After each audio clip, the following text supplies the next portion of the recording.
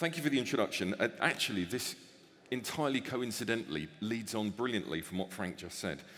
I'm going to start by asking the question, why does WorldDAB exist as an organization?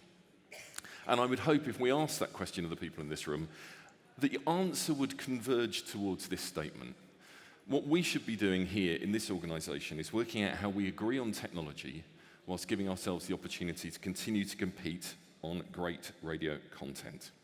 We believe that it benefits us to all collaborate and harmonize on solutions for digital radio, which then allow us to develop our own businesses individually. We get together, it's a very similar scenario to this, to identify areas of common interest and then discuss a common solution. Then we do the boring work of verifying and prototyping and documenting that solution. And once we've done that, everybody knows how their part slots in. Interoperability and compatibility are guaranteed. It's like digging a tunnel from two ends at once. We meet perfectly in the middle. Now, the important thing is, of course, that WorldDAB itself doesn't do any of the digging or the building. But what we're here to do is provide the framework for everybody to more effectively build their parts.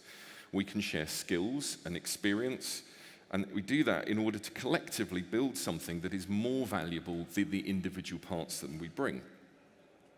And it's more efficient than everybody going off and doing their own thing, and we just hope that we all join up in the middle.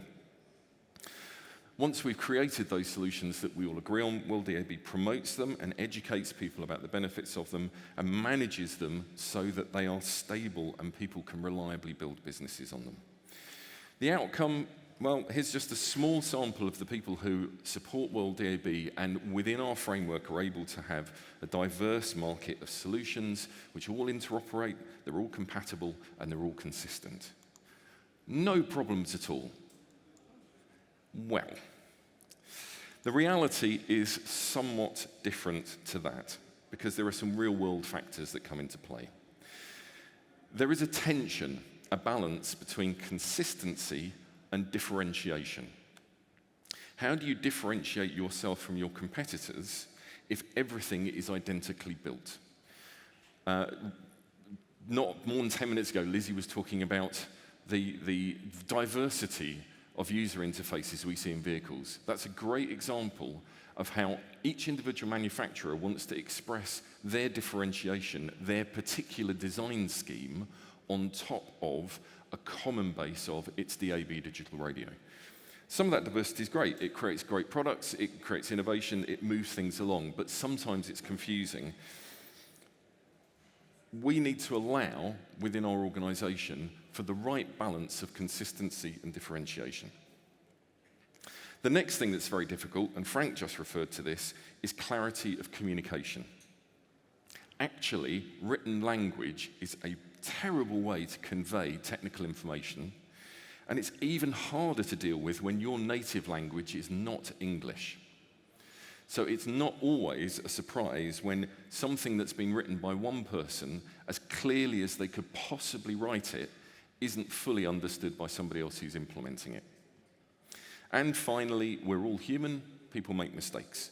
If you can't achieve zero mistakes, and you can't, you need a good system to spot those mistakes and correct them quickly in the right way.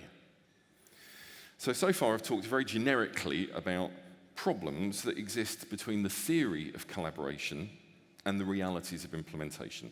There are a few of them in the world of DAB. It's a very large and complex technology, and most times we just get them sorted out. But there's one area where it seems that the usual kind of self-healing approach to this isn't working, and I want to talk about how I think WorldDAB can stage an appropriate and effective intervention to correct the market for everybody's benefit. And it's station logos. This single subject, this item, dominates our support queue. Absolutely dominates it. Stations from all over Europe, and actually all over the world, report every day that their radio station is being incorrectly represented in vehicles.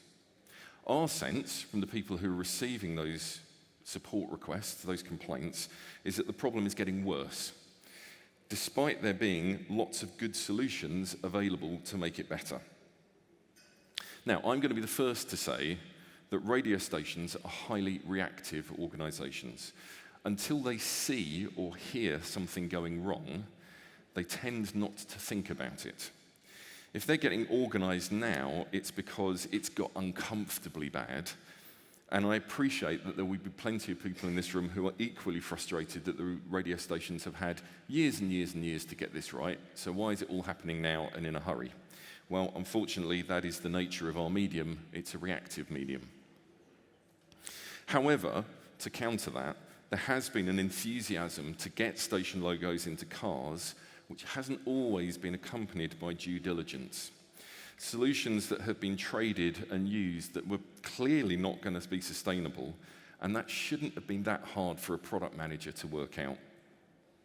The days of selling databases of logos that go into the car on day one and can never be updated must stop now.